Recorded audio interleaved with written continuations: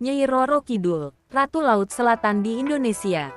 Nyai Roro Kidul adalah sosok supranatural dari cerita rakyat Indonesia. Ia dipercaya menguasai Laut Selatan dalam mitos Sunda dan Jawa.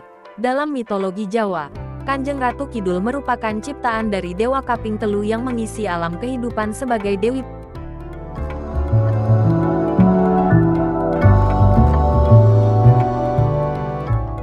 Padi dan Dewi Alam yang lain. Sedangkan Nyai Roro Kidul mulanya merupakan putri kerajaan Sunda yang diusir ayahnya karena ulah ibu tirinya. Dalam perkembangannya, masyarakat cenderung menyamakan Nyai Roro Kidul dengan Kanjeng Ratu Kidul. Meskipun dalam kepercayaan kejawen, Nyai Roro Kidul adalah bawahan setia Kanjeng Ratu Kidul. Kedudukan Nyai Roro Kidul sebagai Ratu Lelembut Tanah Jawa menjadi motif populer dalam cerita rakyat dan mitologi, selain juga dihubungkan dengan kecantikan putri-putri Jawa. Etimologi, Nyai Roro Kidul juga dikenal dengan berbagai nama yang mencerminkan berbagai kisah berbeda dari asal-usulnya, legenda, mitologi, dan kisah turun-temurun. Ia lazim dipanggil dengan nama Ratu Laut Selatan dan Gusti Kanjeng Ratu Kidul. Menurut adat istiadat Jawa, penggunaan gelar seperti Nyai, Kanjeng, dan Gusti untuk menyebutnya sangat penting demi kesopanan. Terkadang orang juga menyebut namanya sebagai Nyai Loro Kidul.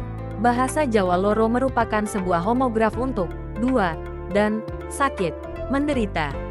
Sementara bahasa Jawa Rara atau Roro memiliki arti gadis.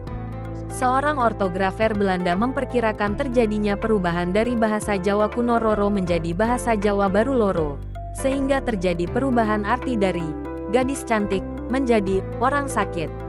Asal-usul, masyarakat Sunda mengenal legenda mengenai penguasa spiritual kawasan Laut Selatan yang berwujud perempuan cantik yang disebut Nyi Rara Kidul. Legenda yang berasal dari kerajaan Sunda Pajajaran dari abad ke-15 berumur lebih tua daripada legenda kerajaan Mataram Islam dari abad ke-18. Meskipun demikian, penelitian antropologi dan kultur masyarakat Jawa dan Sunda mengarahkan bahwa legenda Ratu Laut Selatan Jawa kemungkinan berasal dari kepercayaan animistik prasejarah yang jauh lebih tua lagi, Dewi Prahindu-Buddha dari Samudra Selatan. Ombak Samudra Hindia yang ganas di pantai selatan Jawa, badai serta terkadang tsunami, kemungkinan telah membangkitkan rasa hormat serta takut terhadap kekuatan alam, yang kemudian dianggap sebagai alam spiritual para dewata serta lelembut yang menghuni lautan selatan yang dipimpin oleh ratu mereka, sesosok Dewi, yang kemudian diidentifikasikan sebagai Ratu Kidul. Dewi Kadita, salah satu cerita rakyat Sunda menceritakan Dewi Kadita, putri cantik dari kerajaan Sunda Pajajaran, yang melarikan diri ke lautan selatan setelah diguna-guna. Guna-guna tersebut dikeluarkan oleh seorang dukun atas perintah saingannya di istana ibu tiri, dan membuat putri tersebut menderita penyakit kulit yang menjijikkan. Ia mendapat bisikan gaib dari ibunya untuk melompat ke lautan yang berombak ganas dan kemudian ia menjadi sembuh serta kembali cantik. Para lelembut kemudian mengangkatnya menjadi Ratu Lelembut Laut Selatan yang legendaris. Versi yang serupa adalah Kandita, putri tunggal Raja Munding Wangi dari Galuh Pakuan. Karena kecantikannya, ia dijuluki Dewi Srengenge, Dewi Matahari. Meskipun mempunyai seorang putri yang cantik, Raja Munding Wangi bersedih karena ia tak memiliki seorang putra yang dapat menggantikannya sebagai raja. Raja kemudian menikah dengan Dewi Mutiara dan mendapatkan putra dari pernikahan tersebut. Dewi Mutiara ingin putranya dapat menjadi raja tanpa ada rintangan di kemudian hari, sehingga ia berusaha menyingkirkan Kandita. Dewi Mutiara menghadap raja dan memintanya untuk menyuruh Kandita pergi dari istana. Raja berkata bahwa ia tidak akan membiarkan siapapun yang ingin bertindak kasar pada putrinya. Mendengar jawaban itu, Dewi Mutiara tersenyum dan berkata manis sampai raja tidak marah lagi kepadanya. Keesokan harinya, sebelum matahari terbit, Dewi Mutiara mengutus pembantunya untuk memanggil seorang tukang tenung. Dia menyuruh sang dukun untuk meneluh Kandita. Pada malam harinya, tubuh Kandita gatal-gatal dipenuhi kudis, berbau busuk dan penuh bisul. Ia menangis tak tahu harus berbuat apa. Raja mengundang banyak tabib untuk menyembuhkan Kandita serta sadar bahwa penyakit tersebut tidak wajar, pasti berasal dari guna-guna. Dewi Mutiara memaksa sang raja untuk mengusir putrinya karena dianggap akan mendatangkan kesialan bagi seluruh kerajaan.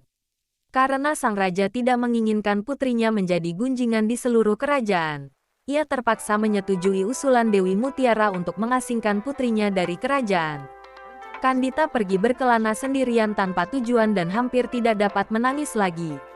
Ia tidak dendam kepada ibu tirinya, melainkan meminta agar Sang Hyang Kersa mendampinginya dalam menanggung penderitaan. Hampir 7 hari dan 7 malam, akhirnya ia tiba di Samudra Selatan. Air samudra itu bersih dan jernih, tidak seperti samudra lain yang berwarna biru atau hijau. Tiba-tiba ia mendengar suara gaib yang menyuruhnya terjun ke dalam laut selatan. Ia melompat dan berenang. Air samudera selatan melenyapkan bisulnya tanpa meninggalkan bekas, malah membuatnya semakin cantik. Ia memiliki kuasa atas samudera selatan dan menjadi seorang dewi yang disebut Nyi Roro Kidul yang hidup abadi.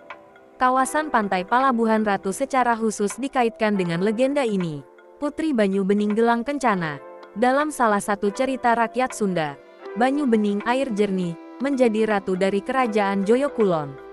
Ia menderita lepra kemudian berkelana menuju selatan. Ia ditelan ombak yang besar dan menghilang ke dalam samudra. Terima kasih sudah menonton. Jangan lupa untuk like, komen, share dan subscribe.